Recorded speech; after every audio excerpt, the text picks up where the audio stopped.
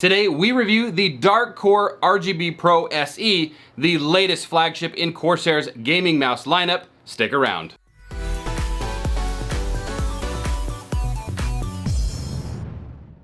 Nothing else matters if a quote-unquote good mouse isn't a comfortable mouse for the user. The Dark Core weighs in right around 127 grams with no additional weights to add.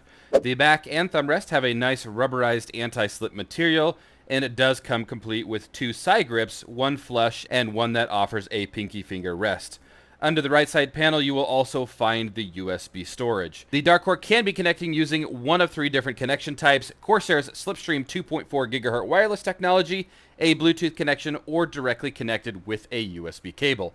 Simply slide the switch on the underside of the mouse to the desired connection or leave in the middle for USB. The battery life is actually quite good given the caliber of the hardware. Playing Call of Duty at around 1600 or so DPI, on a full charge I was able to get around 14 hours between charges with all lighting zones on, and around 30 hours with all lighting zones off. Bluetooth definitely gave a longer battery life by just a few hours with lights on and almost around 15 hours with the lights off. However, I did notice a significant drop in responsiveness while on Bluetooth, but there was virtually no difference between USB and Corsair's Slipstream wireless.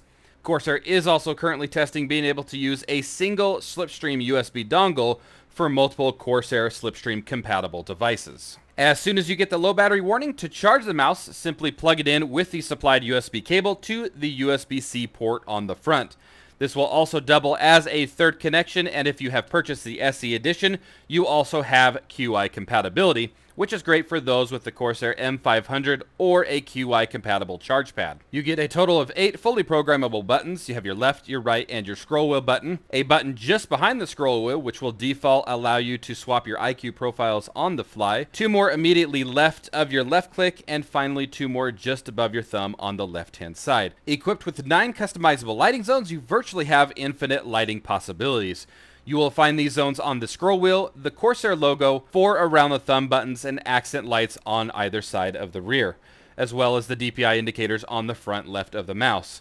Note that the 3 DPI lights are set as a single zone and cannot be individually addressed. You can store up to 3 separate IQ profiles within the onboard memory using Corsair's IQ software. Within these profiles, settings like surface calibration, lighting, and DPI settings are all saved. In the end, I've really enjoyed this mouse. Even after all of the gaming hours that I've put through it already, I haven't had any single issue as far as connectivity like I did with the old Dark Core. So if that is something that you're looking for, this mouse is definitely a solid mouse. It's got a great battery life. It's got some awesome features and some awesome customizability with the lighting and also the buttons that you can choose.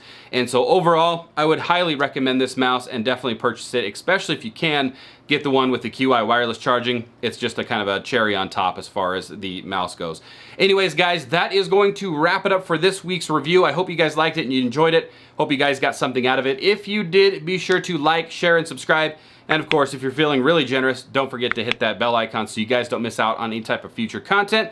And also, don't forget to check out our recently launched merch line where you can pick up your own HelpCloud merch over at shop.helpcloud.com.